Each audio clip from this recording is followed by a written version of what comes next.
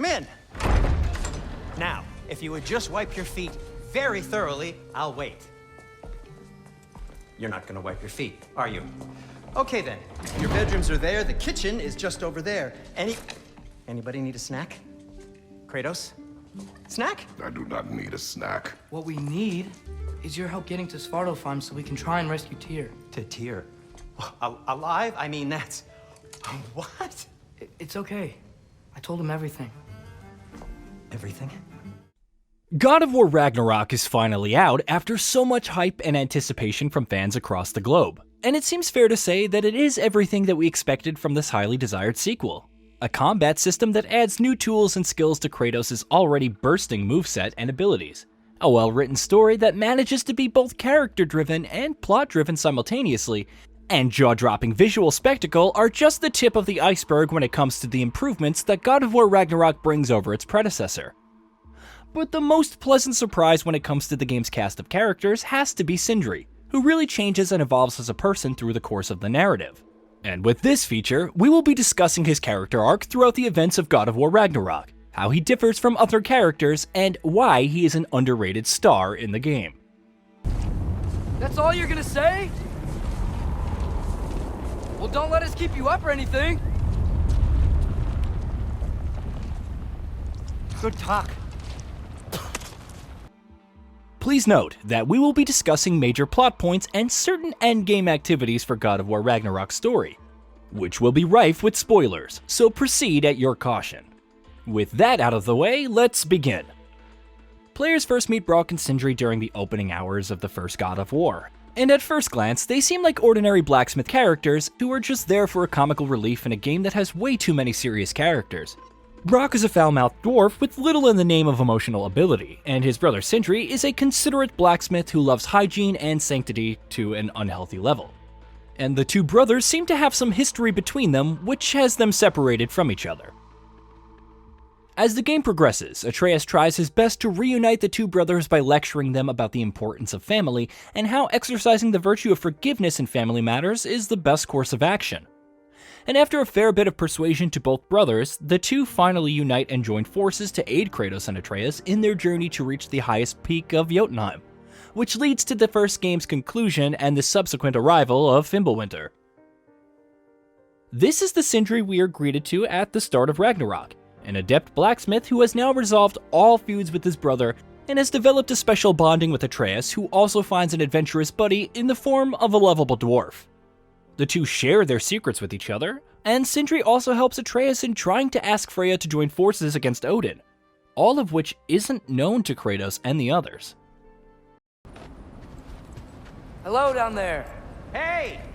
Come to your senses yet? Yes. I'm not changing my mind. Ha! You do have doubts. Hey! Like you never do?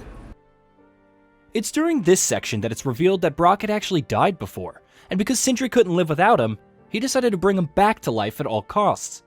So he went over to the Lake of Souls in Alfheim and stole Brok's soul and gave him a second shot at life. The catch here is that because of this, Brok has been ostracized from the dwarven community, and others of his race refuse to interact with him. Of course, Sindri keeps this hidden from Brok, but he comes to know that he actually died when Ron refuses to communicate with him when they go underwater to forge the Draupnir spear. You see, mermaids can only communicate through souls, and because Brok doesn't have one, Bronn fails to register his presence at all. It's also likely that Brok's bluish skin color is because of Sindri's selfish pursuit to bring him back from death, and not because of working with hazardous metals barehanded. But that fan theory can't be outright confirmed, so take that with a pinch of salt. This starts to drive a wedge between the two brothers once again, but that remains very subtle since Sindri doesn't know that Brok has realized the truth, and Brok never mentions his findings to his brother either. Just as things start to normalize once again, Brok realizes that there is something wrong with Tyr and his immediate resolve to take up arms once again.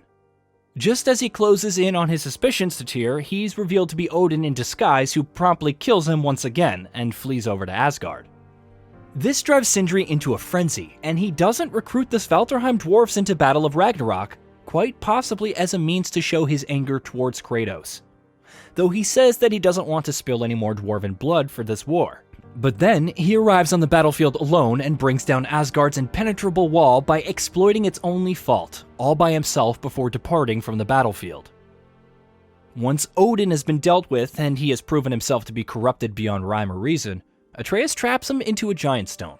But then, Sindri appears out of thin air and smashes the soul instantly in a thirst for revenge and disappears once again. Just as the story comes to a close, we see how Sindri has gone through a radical shift in his personality. What was once a trustworthy friend with a caring nature and a penchant for forgiveness has been blinded by revenge. And that change can also be seen in how his appearance changes after the death of Brok. His hair seems messier and disheveled than before, and it also looks like he hasn't gone to sleep in a while.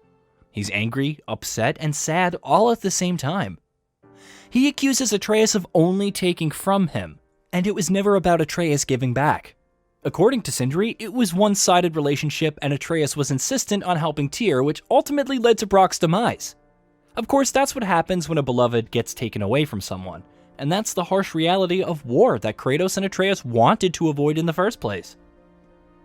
But some of us were bigger fools than others, aren't we?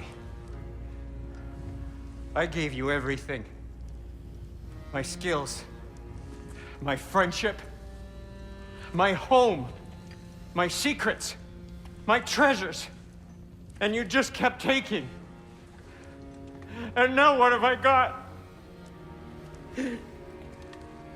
Not even my family. You want sorry? This is what sorry looks like. We get to see Sindri one last time during Brok's funeral in Svartalfheim, which is the true ending of the game. As the dwarves and Kratos come over to attend his Viking funeral near the shore of the lake, Kratos extends a hand of friendship towards Sindri, which he promptly refuses and disappears into thin air once again. Sindri. Brok was...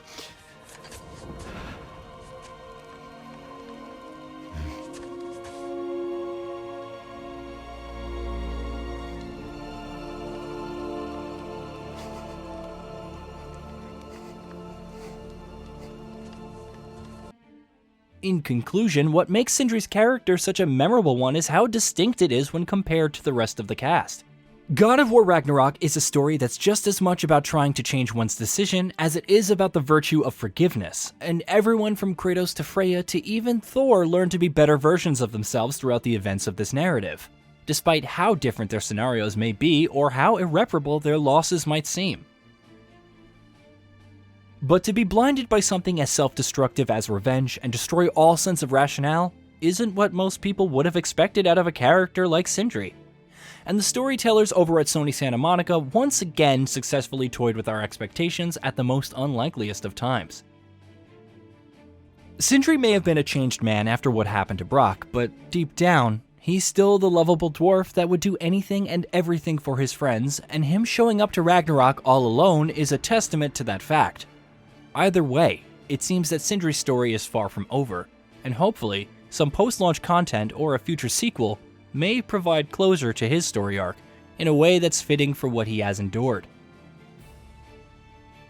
Hey, did you know that we at Gaming Bolt upload new videos every day? Stick around, drop a like, subscribe, and hit that bell, and let me know what kind of content you'd like to see in the future with a comment below.